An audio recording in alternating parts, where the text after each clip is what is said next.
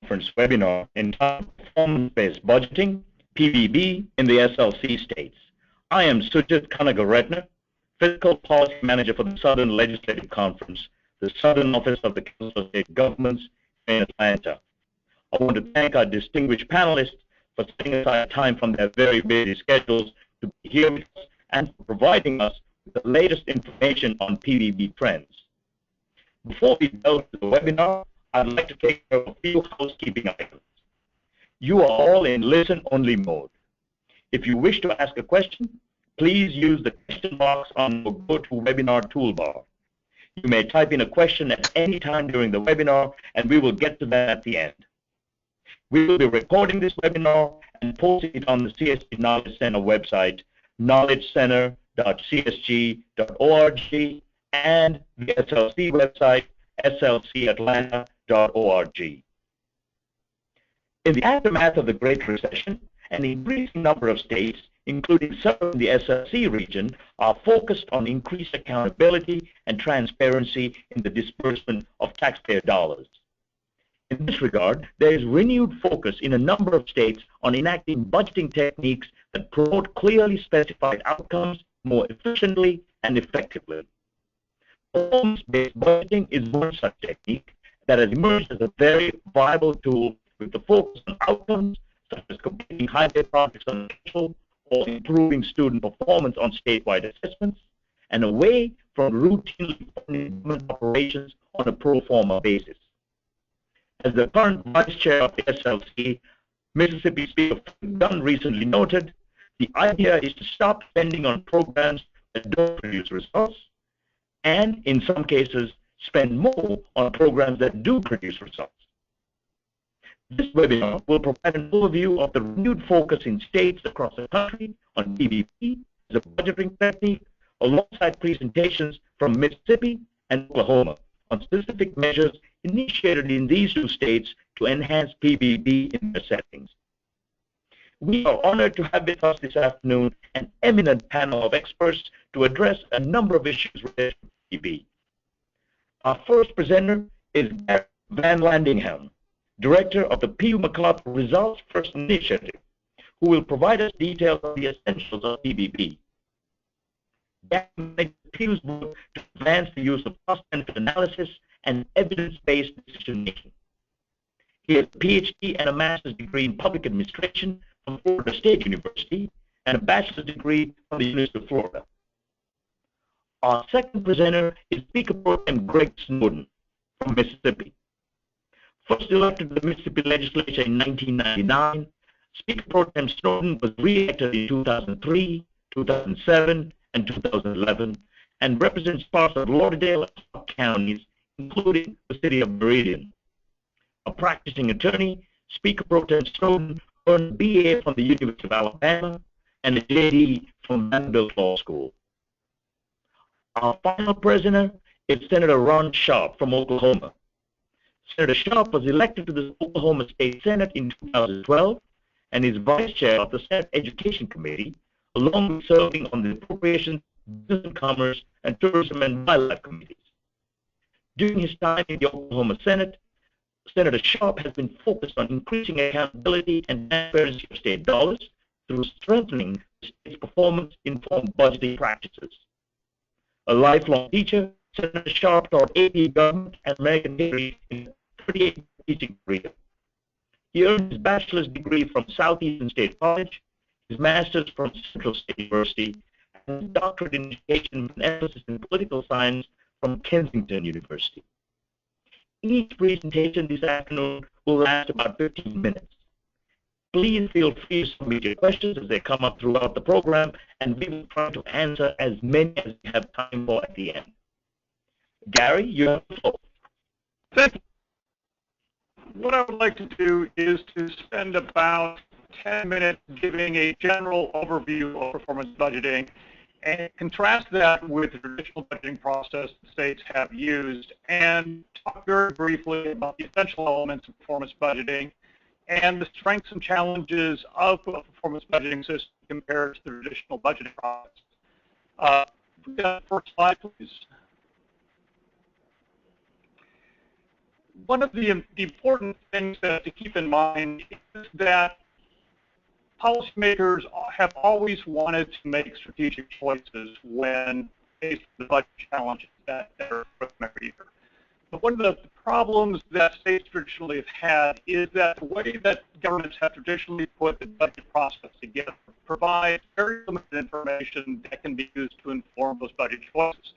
I'm going to be talking about what really the fundamental assumptions of the traditional budget process and why states are moving away from that given the budget challenges that are before modern times that we live in.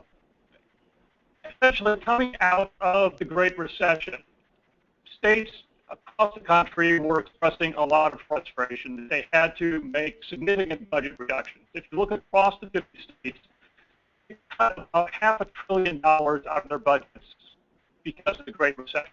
In my home state of Florida, general funds were down about 27% in the depths of the recession, and unfortunately, states across the country found themselves in similar situations. And when faced with budget challenges like that, a lot of states found the traditional process, the information that was provided by agencies to support their budget request, simply didn't provide them with the information necessary to make strategic choices. Consequently, as states have recovered from the recession, many states are interested in coming up with a different approach to budgeting that really provides much more information to help inform the budget choices and to ensure that the limited funds that are available are being provided towards programs which really produce the biggest bang for the buck. Most states have currently some type of performance information coming into the budget process. So if you look on paper, most states have some form of performance budgeting in place. However, in many cases, that is really only on paper. And many states are finding that they need to go back and reinvigorate those systems to really have and provide the types of information that's necessary to make strategic and sound business choices. That being said, all states who are doing performance budgeting are facing some common challenges. Simply put, performance budgeting isn't easy to do. It requires two major changes. First, requires getting the agencies to identify and report performance metrics on their operations, and often requires them to collect information that they have never collected before, and to develop systems that report that information in a valid and reliable way. Because as you know, getting that information sometimes is worse than not getting any information at all. But also some real advantages that states are seeing using this information in the process. So while it's difficult to do, it takes a number of years for the system in place. Once this information is coming into the process, it can really inform the process in a very significant way. Next slide, please. Now, the traditional budgeting process, which I think everyone sort of knows and loves, has some fundamental assumptions behind it. But typically, the way that the budget process is put together is that funds are allocated to organizations typically by line items. So a department would get an appropriation, and an appropriation typically is divided up into specified allotments of funds that depend on separate types of expenditure. For example, there's often a separate appropriation for salaries and benefits of employees. There may be a separate appropriation for contracts, a separate appropriation for travel expenses. In many cases, these line items can be very extensive. And the idea behind those line items traditionally has been controlling how the agencies can spend money. The legislature has the power of the purse. If we put restrictions on how agencies spend money, they can only spend it on certain types of things. That would tend to prevent some mischief of spending money in ways that the legislature did not intend them to do. And the way that the budget process traditionally operates is it starts with looking at how funds were appropriated last year. That is typically called the base budget. And it focuses on reconciling the amount of money that would be necessary to roll those expenditures forward and reconciling that with the amount of money that's available. So if there's more money in this year than last year, then the attention is based on how do we allocate that new money toward priorities of the legislature. If money is shorter this year because of a recession or tax cuts or other things that affect revenue, the question is, how do we reconcile that? What do we have to cut to balance the books? And because that information typically has been tough to come by, legislatures have often resorted to across-the-board cuts. And while that has some advantages, it also means legislators are unable to make strategic choices, and they're having to basically use the meat-text approach instead of scalpel. Next slide, please. So a traditional budget would look something like this. There's an appropriation for an agency and these line items. And basically at the bottom is the total amount the legislature is appropriated to the agency and these restrictions that are placed on how that money can be used. Next slide. Now there's some advantages and challenges in both that traditional budget processing. First of all, it is a control on how agencies can spend their money. They can't go off and spend money that the legislature appropriated for other things. It also allows ready comparison across years. You can see how much an agency has spent out this year compared to last year. You can see the growth in salaries. And it focuses attention on typically key budget drivers such as caseloads, polls, things like that. Another potential advantage of the system is it promotes operational stability because the assumption is that once funded, it will continue to allow agencies to plan for the future because once the program gets established, it typically goes on. And it tends to also limit the scope of debate. If I focus attention on the critical issue of how to reconcile the budget, it means that you don't have to back every battle every year and provide some political cover sometimes for the process. But that built-in inertia also has a real weakness because it assumes two things. First, that everything works as well as everything else, and that everything that's ever been funded deserves funding in the future. And it also assumes that we're going to have the same amount of money in the future. And even if those two assumptions are incorrect, then the system really has some challenges. And what we saw coming out of the recession is that states recognize they're not going to have the money they had in the future that they had in the past. And there's increasing amount of evidence that shows some things work better than others. So because of these two assumptions challenge, states are very interested in a better way that recognizes the limited funding and also the knowledge can now be available on what works best and what doesn't. Next slide. So what's performance budgeting really deal with? Performance budgeting essentially is a system that incorporates performance measures that agencies have to report information on how they're spending money and what's being accomplished with it. So it focuses really on the outcomes rather than simply what we're doing now and please give us that same amount of money next year. So agencies typically have to report performance measures, and it can also be linked to strategic plans and strategic goals of the state to help ensure that money is being spent on things that really get the state towards its primary goals. So by focusing attention on what's being accomplished with appropriate funds, the idea is that first, this will focus agencies on achieving the outcomes that policymakers want for them to achieve, rather than simply doing everything they've been doing in the past. And also that allows the legislature to pay much more attention on what agencies are being able to accomplish and what the strategic goals of the state are being met. Next slide. So there are several key elements that are typical to these systems. Agencies typically have to report performance data, which often include things like input, outcome, effectiveness, and output measures. That's basically reporting how much money they're getting in how they're allocating that to individual programs, the level of activities they're performing, and more importantly, the efficiency of which they're doing those activities and the outcomes that they're achieving. The legislature in some cases may specify a goal for agencies, for example, that we want to achieve a 35% reduction in recidivism for criminal offenders. Agencies sometimes are given more flexibility in using funds. Sometimes those line items are removed and agencies receive more of a lump sum. And the legislature can then use that information from the performance measures when they're making their budget decision to decide whether agencies are making sufficient progress to justify continued funding or increases in funding. Next slide. In what a performance budget looks like. In some cases, it could look like this, where the agency, our chemical industry safety agency, same example, say lump sum, but there are specific performance measures that the legislature is saying that they want to report, and the legislature is establishing standards, performance expectations that the agencies are expected to achieve with using these funds. And again, it's the same amount of money, but it is a very different way of providing instructions to agencies on what the legislature intends the agency to achieve with the appropriated funds. So next slide, please. So there's advantages and challenges in the performance budgeting system. The primary advantage is it provides much more information to policymakers to tell them what agencies are doing and what they're accomplishing with the taxpayer dollars. It's much easier to identify and to question whether agencies are spending money on things that still need to be funded. And it focuses attention on that evidence and outcomes that can help drive the debate and give people a common vocabulary to talk about why they need funding and what they're trying to accomplish and whether they're achieving those goals. It can give agencies more flexibility to manage, and those changes have produced some significant wins across states. But that being said, there are challenges in doing this. First of all, this is not an easy change to make.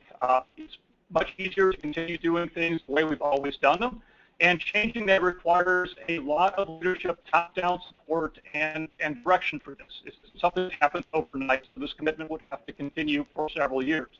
The agencies typically have to go back and really rethink what they're trying to accomplish, and they have to come up with good performance measures, and that takes time because frequently agencies have never really tried to measure the outcomes and report that, so coming up with good systems often takes several years for them to do that.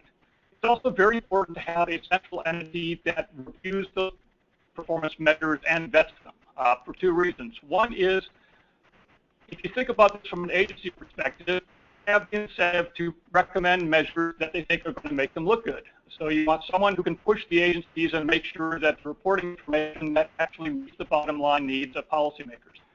Second, as you well know, information that is misleading or wrong or incorrect is worse than no information at all. So you also have to have people vet the quality of this information so policymakers can have confidence that this really represents what's being achieved for citizens out across the state. It's also important to recognize performance measures can be gained. If agencies can recommend measures that they think are going to make themselves look good, then you lose a lot of the accountability that the system can provide. Also, even if you develop a good system, it doesn't make it automatic. There are always going to be challenges in how do you respond to performance problems. For example, if crime is going up, it probably doesn't mean that you should slash the budget of the police department. Well, you can argue, well, maybe they're not doing a good job. That's why crime is going up. But there's also a need to do something to deal with that social problem. So oftentimes, these performance measures are a good early warning system. They identify problems that need to be solved, but it does require policymakers to work to identify what's the cause of this performance problem and then craft a solution that will get the agency back on track, achieving the goals that the legislature wants to achieve. So that, in a nutshell, is sort of the big picture of performance budgeting. It is something many states are now moving the track towards, and I think that our next two speakers will talk about the successes that they've achieved and some of their long-term goals for this. Thank you, Gary, for those insightful remarks. Speaker Pro Tem Snowden, you have the floor. Well, thank you very much. I want to, before I begin, express some thanks, first of all, to SLC and CSG for providing this platform. Certainly, I want to thank Pew and MacArthur, particularly Gary here, for kind of being the guiding light, to paraphrase Yogi Berra, I guess, to make this day necessary. And certainly our peer staff here in Mississippi, Max Arnder, Linda Triplett, who have really done yeoman's work for what we are doing here and for what we're trying to do.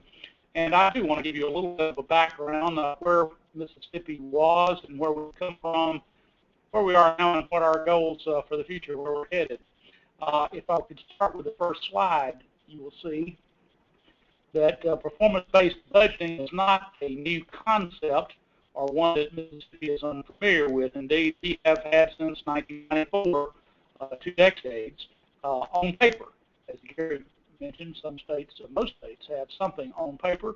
Mississippi is no different. Since 1994, when the Mississippi Performance Budget and Strategic Planning Act was passed, I was not in the legislature then, but I do have some recollection that it was valued pretty much.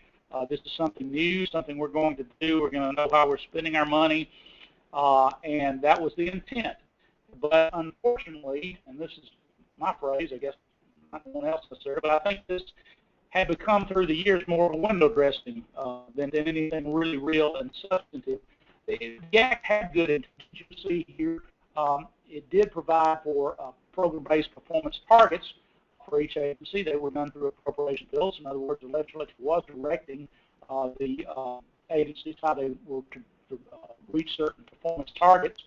The agencies themselves had to prepare these 5-year strategic plans, and they do that and provide the LBO, our budget office, and the Department of Finance and Administration to review. And also the agencies were required to make reports of how they were doing to the budget committee.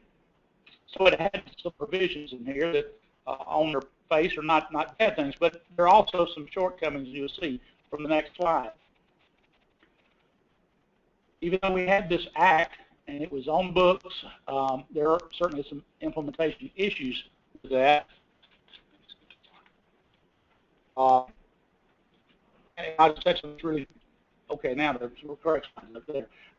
We had you can see this. First of all, there was weak performance measures and targets.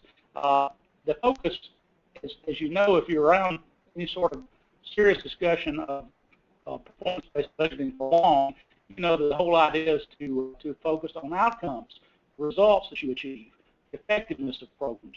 Well, that was a serious weakness with our act because it mainly focused on the amount of activity that was done and not the results themselves. And the 5-year plans also tended to be rather superficial. Again, I think the agencies really regarded this as more just of a window dressing, make work sort of thing for much of them. And they weren't really seriously and substantively at the heart of what they were about.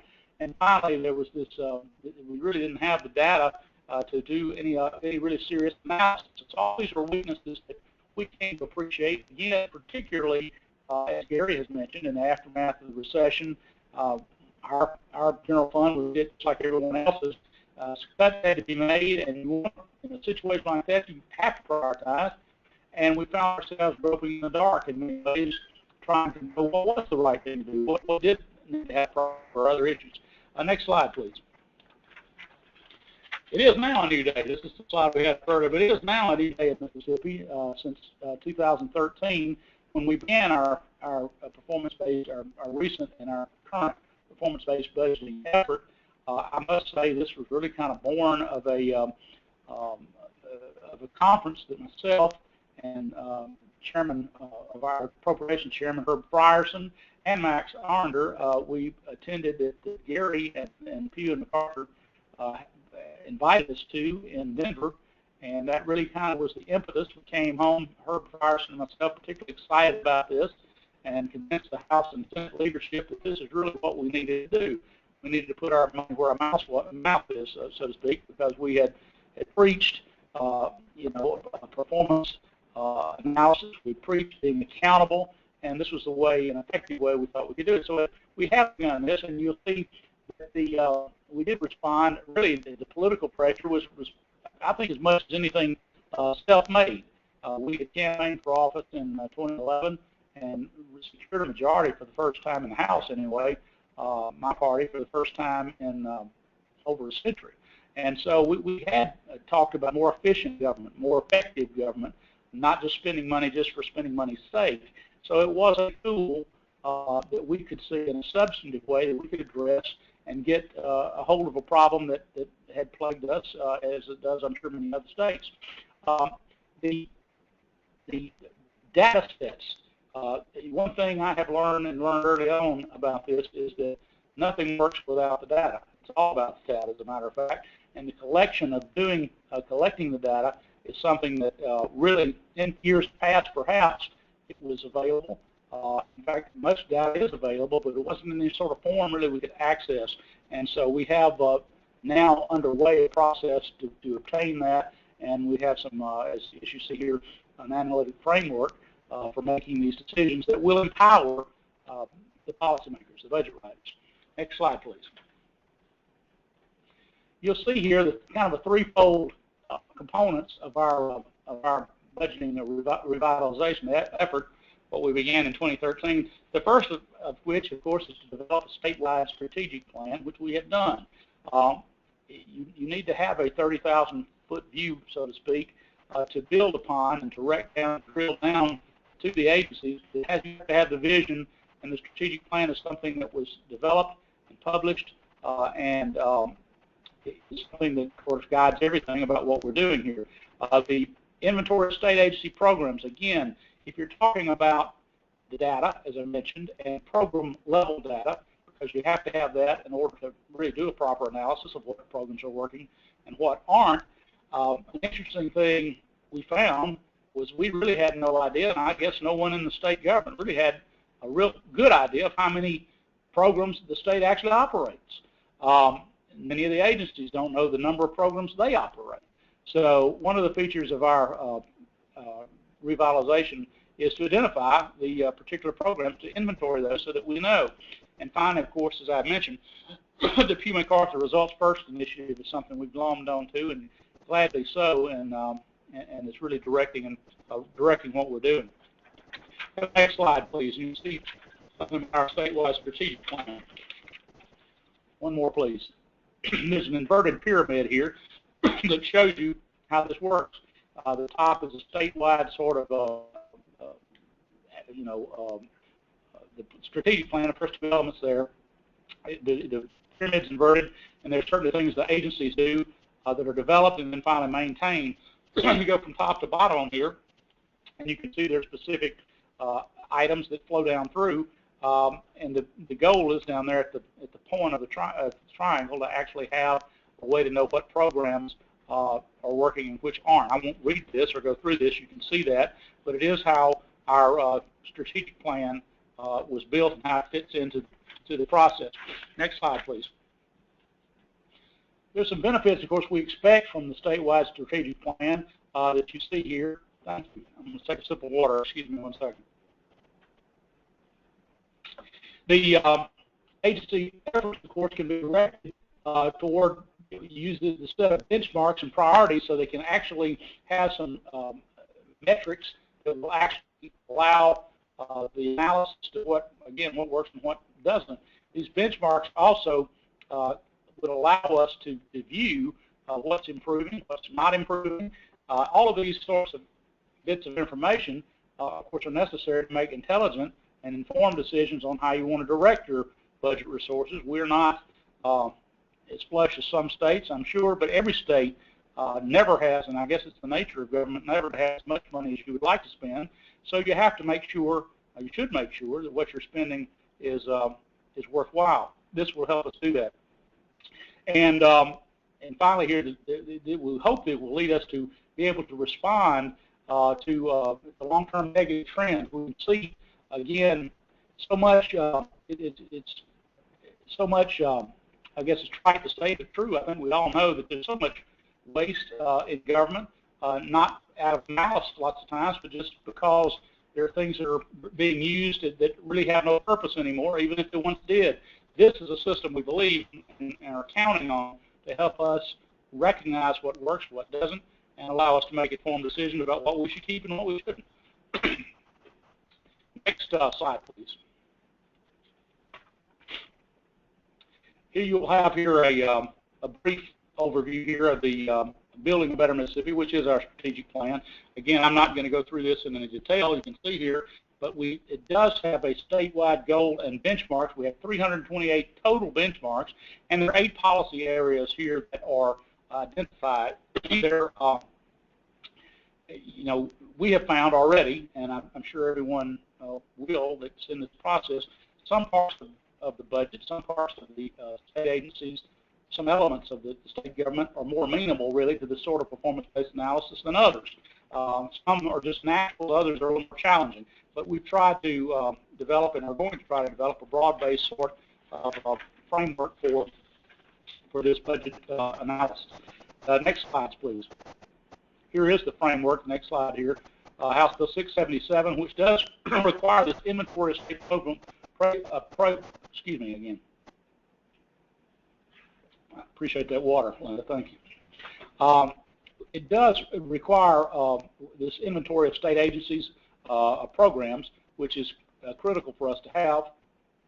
Each of the programs in the inventory that is required by the law have to have these classifications, the identification of their goals, objectives, outputs, and finally, and I think it's critical as anything, and probably the standard that we're looking for is a calculation of our cost-benefit ratio. Next slide, please. You see here some of the expected benefits we hope to obtain by this. And again, you cannot make an intelligent decision about program-based or program performance, and if you don't know the number of programs, we're correcting that, we're getting the inventory, we're setting these benchmarks, and we're hoping that this will ultimately improve program efficiency. I want to go quickly now, if we can go to the next slide. I want to look at the implementation of our results first framework. We have built on this, and we look again at, we want to look at what programs are proven to work and what don't. And the returns we have, and then hopefully the idea is to be able to redirect resources from ineffective programs, or many programs are outright useless, to those that hold promise and that the evidence and the data support will be more effective if we use. Next slide.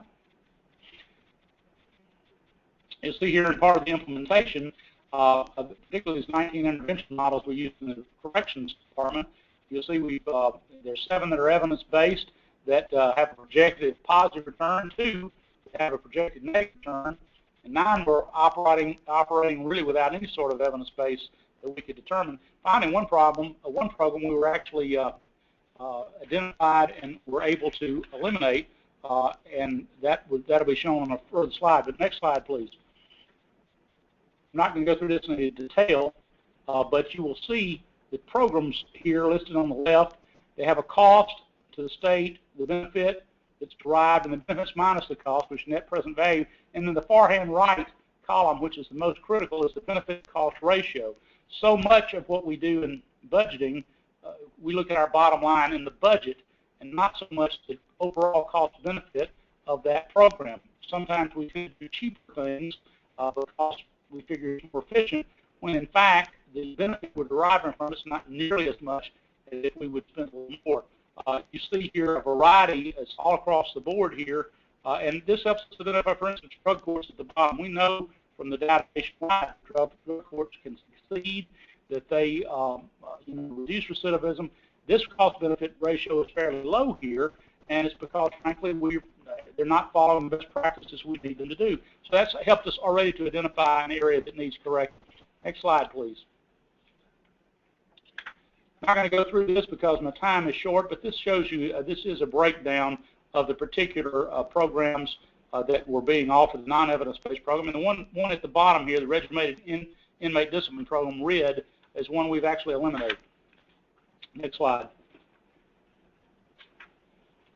You'll see, one more slide, please, yes. $266 million is the amount that we projected that we will save from House Bill 585, which was in the 2014 session, was a comprehensive reform of criminal justice and corrections, largely evidence-based. And so we see that we're already achieving some, have real hopes and real data to support that we're going to achieve what we want to do. Next slide, please. I'm about out of time, so I'm just going to hit this quickly. That in the 2015 session, the session we just left, the legislature developed the 7 elements of quality program design. I won't read these, but the 7 points here that we have these to require agencies to explain why they're doing these things, what programs are working, what they're not, and will give us, again, as budget writers and policymakers, the evidence we need to do. And finally, you'll look at the last session, last slide here. You'll see that in this past session, we avoided approximately $1.5 million in new annual spending authority by denying agency requests to fund programs that failed to adequately address these 7 elements. So we mean business. I think the agencies are beginning to realize we mean business, and we think it is a new day in Mississippi, and hopefully it will be everything we need it to be. In a final parting word, I would say that Gary is absolutely correct. One is the big thing to do, and it can't be done overnight. It is a long-term commitment. Our leadership here has that commitment. I think rank and file members of the legislature do, and we think we're on the right road and hope to keep us there. Thank you. Thank you, Speaker Pro Tem Snowden, for your excellent presentation. Senator Sharp, you have the floor. Yes, I'm right here. Are you there? Yes. I'm here. Yes, sir, Sean, go for it. I'm here. Okay. You have the floor. Okay, thank you very much. What I've done here in Oklahoma is contacted our Director of Management and Enterprise Services, Preston Dorflinger. What we have introduced here in the state of Oklahoma with Senate Bill 189 is a performance measure called performance-informed budgeting. And, of course, this is a little bit different than the performance-based budgeting in the fact that hopefully we will allow agencies of which to cooperate with each other, to think out of the box. It is not going to necessarily be line item. So we've had trouble with trying to get line item budgets in our zero-based budgeting. So again, we're trying to come up with a new system that hopefully will actually inspire our agency heads of which to, as I said, to think out of the box. Next slide, please. Performance-informed budgeting, as I've said here in the state of Oklahoma, it's beginning with this year's budget cycle. All agencies are aligning budgets to statewide programs. The statewide programs are then aligned to performance measures, and by aligning these budgets to performance, dollars spent and progress made can be seen in the same place at the same time. Again, we are trying to make this very transparent to our Oklahoma citizens so they will know exactly how their hard-earned taxpayer dollars are being spent. Next slide, please. Now, how does the state performance framework was developed? Of course, the critical first step was developing statewide goals and priorities. And through collaboration between the agencies, the performance divisions, 50 priority areas were called statewide programs and were defined under each statewide goal. And you can see here, of course, healthy citizens and strong families. Of course, obviously, Oklahoma has been recognized as having problems with the health of our citizens, so we're trying in that direction. And these are just the various aspects here there at the bottom, which we're trying to improve here in the state of Oklahoma by setting these goals. Next slide.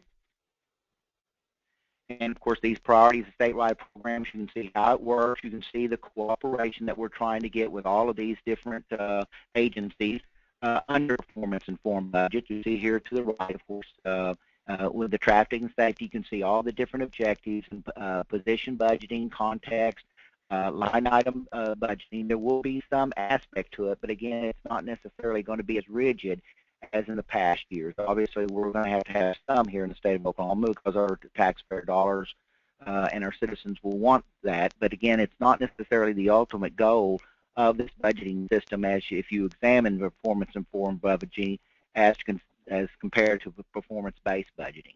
Next slide. A set of performance objectives was developed for each statewide program in coordination with agencies. Over 160 performance measures have been established. Each statewide program has set of performance measures with already called performance objectives. Performance objectives indicate the state's current performance in that area and the desired future progress. Each performance objective has contextual information, a data visualization, and a target. Again, this will all be transparent not only to agency heads, that as an agency head I can look to another agency and find out exactly what is going on, what their performance goals are, what their final outcomes are, but also our citizens out there in the state of Oklahoma will be able to get online and find out again exactly what is going on within their state. Next slide. And of course, now we're going to talk about the actual budgeting process of performance-informed budgeting. Next. And of course, the benefits of it, it reduces duplication. That is one of the things that we're having problems with. The oil and gas business here in Oklahoma struggling here for economic survival with all the competition. And also, we're very dependent on agriculture in Oklahoma. Our budget has become very difficult which to maintain any consistency on. So hopefully we will be able to eliminate any duplication. Of course, the data and manual will be able to eliminate those very mundane processes through this system. We can obtain detailed vacancy savings. Of course, this will be all Microsoft Office integration, so every office will be able to have information from other offices as to exactly what they're doing and how they hope to accomplish their goals. And of course, the ability of which to attach documents. That's another aspect of this Microsoft systems. We can attach the documents of which other individuals can have access to out there in the public. Next slide. And what will change in this performance-informed budgeting system will be replaced. Again, the old systems out there will be kicked out, and we'll have one integrated system for all of our budget system. Again, that every aspect of from the governor's office to the legislature, everyone, and to the public, they will be aware exactly what's going on. The fees from and federal funds information will also be included. This is another idea here that we do not necessarily always know here in Oklahoma in our budgeting process, exactly what agencies are receiving from the federal government and also their ad valorem. So this will be able to integrate that system, so we will know exactly how much money is being spent here in the state of Oklahoma. For instance, generally our budget has been for the last few years $7.1 to $7.3 billion, but actually our overall budget for the state of Oklahoma, considering ad valorem and also with federal funds, is somewhere around $18 to $20 billion. So therefore we will be able to actually determine what the total budget of a agency is with all the different avenues of revenue. Of course, the capital money, of course, in the budget, position budgeted, and again, we will be able to to clarify from one budget to another exactly what their position is in that budget, how much money they are getting from the state of Oklahoma, how much money they're getting from the federal government, and also through ad valorem. And of course, this will all be charted, or we'll be able to chart from one area to another. And of course, again, this is all integrated under what is called performance-informed budgeting. Again, it is quite different in some aspects to performance-based budgeting. So we're hoping that this will get agency heads, again, to think out of the box and to give them certain opportunities. If they see areas of which they can improve their own agency, we're giving them performance goals of which to accomplish that, and of course, hopefully, they will do so. Next slide. Here, of course, you see the budgeting timeline here. I'm not going to read all of this. Now, we've been trying to implement this. As the other speakers have indicated, we have been working in this direction for the last 3 to 4 years, but it's primarily been on paper.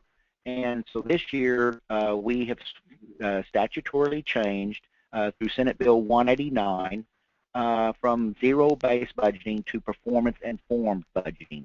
But now every agency as of July 1st, 2015 will now be on this system of planning on how this will go. And so again, this is just basically one of which some agencies were using, but you can see that this is going to be a timeline for them to submit their budgets.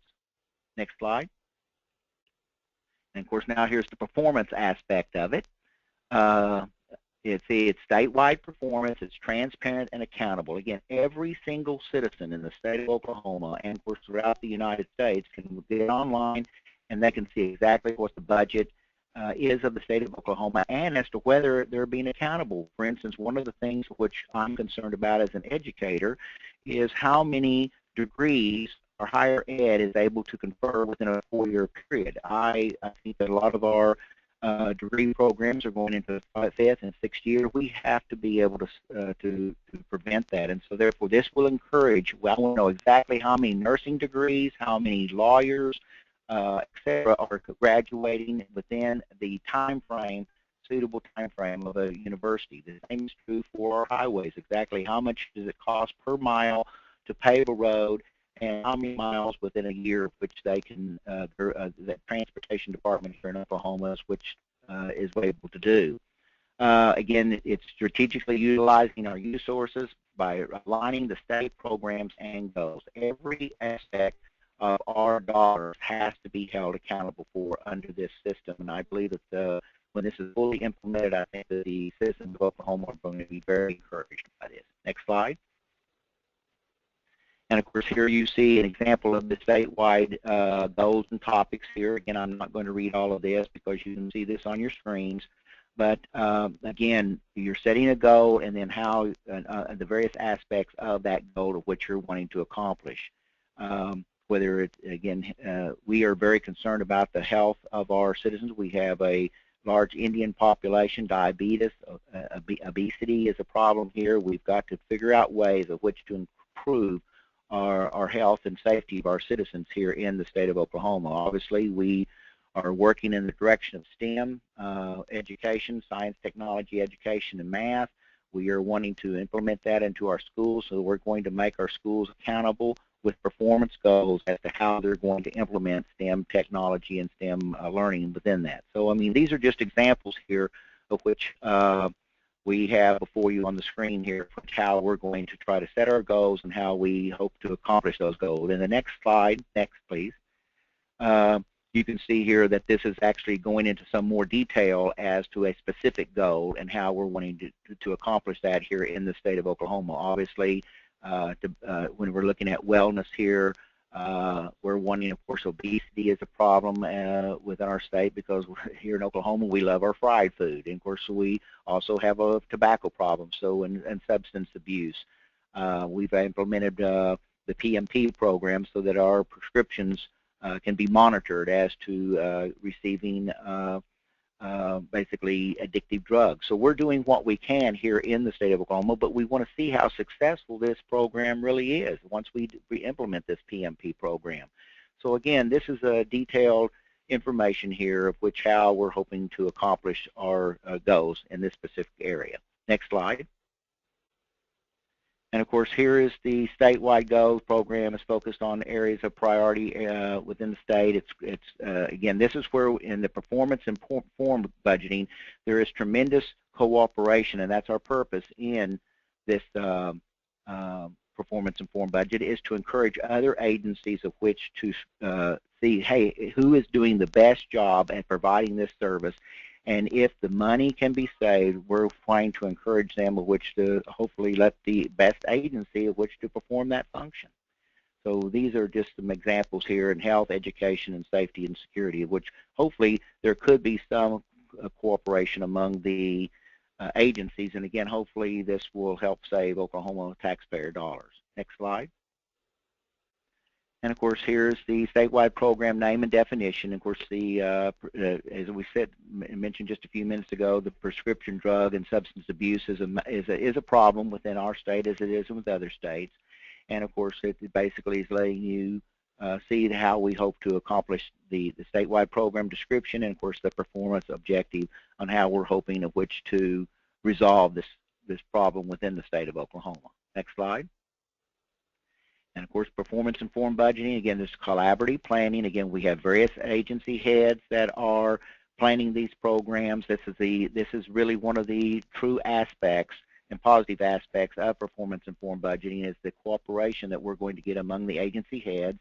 The collaborative budgeting, again, is actually once they get in there, they're actually going to be budgeting and looking at who can best do that job. And of course, we're trying to get this as a culture of which they will be looking for this as to the positive aspects to the saving Oklahoma taxpayer dollars under these very uncertain economic times. Next slide.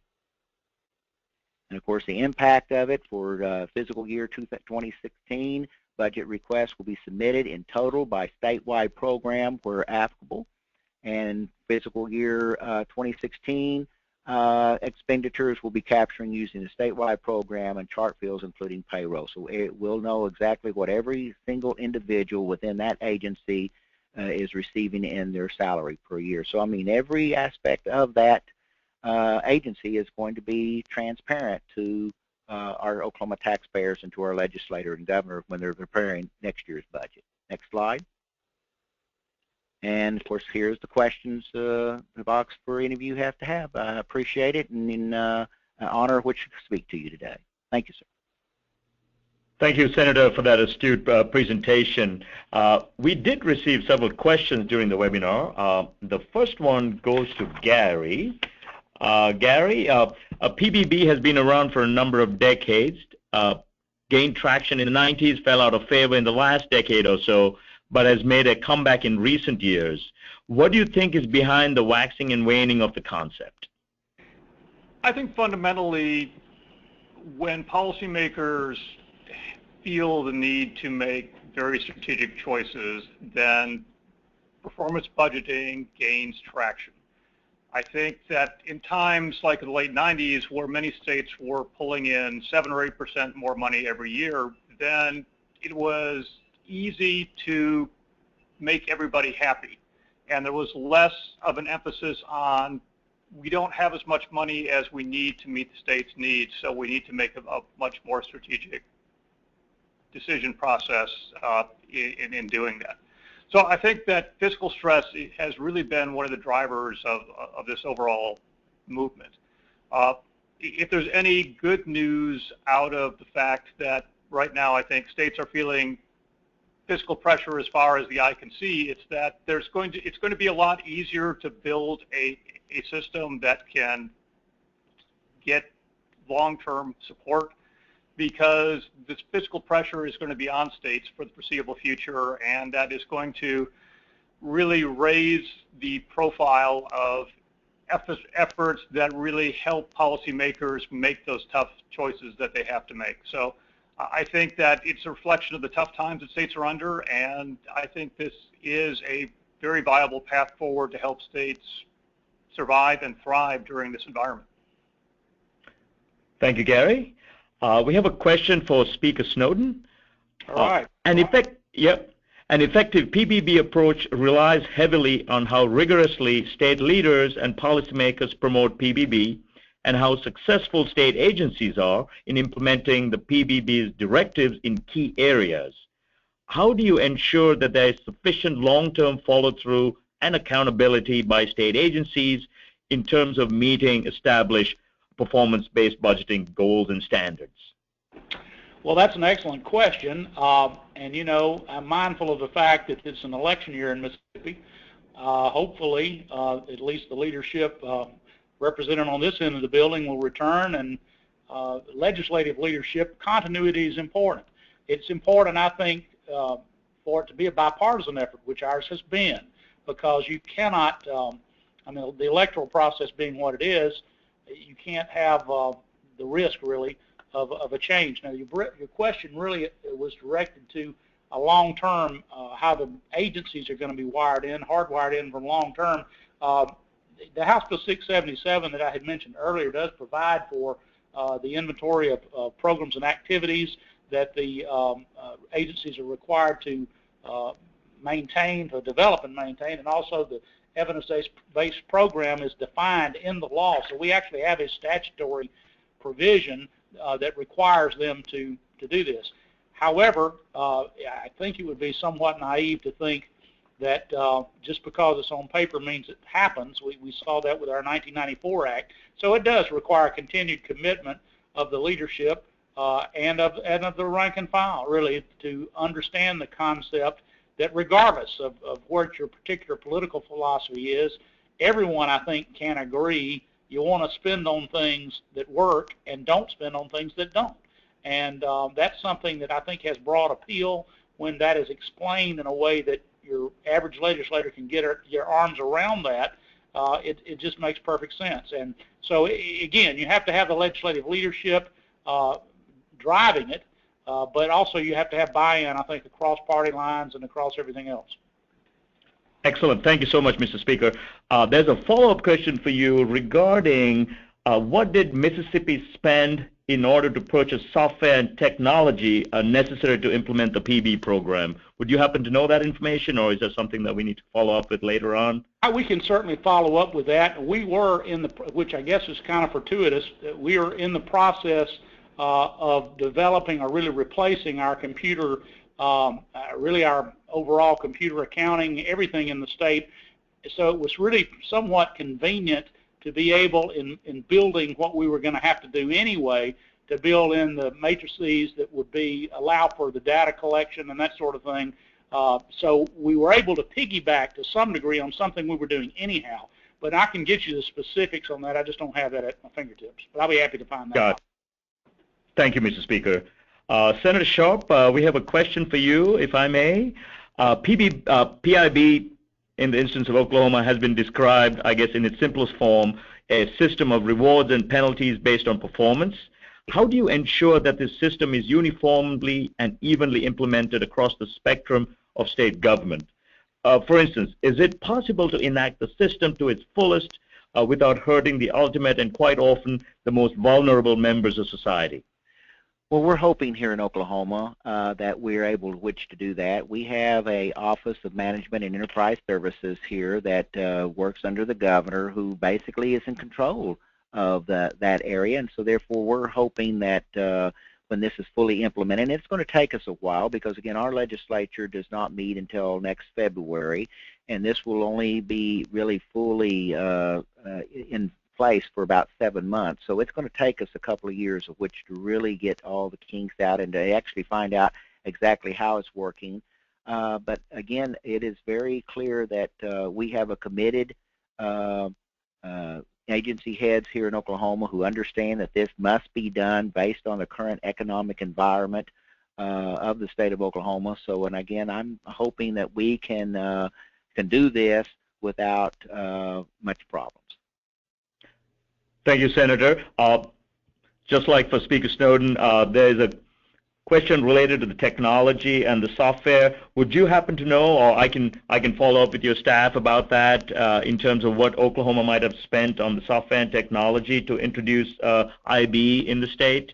Actually, this was done in 2011's legislature. We appropriated about $2 million for this software technology to be purchased here in the state of Oklahoma.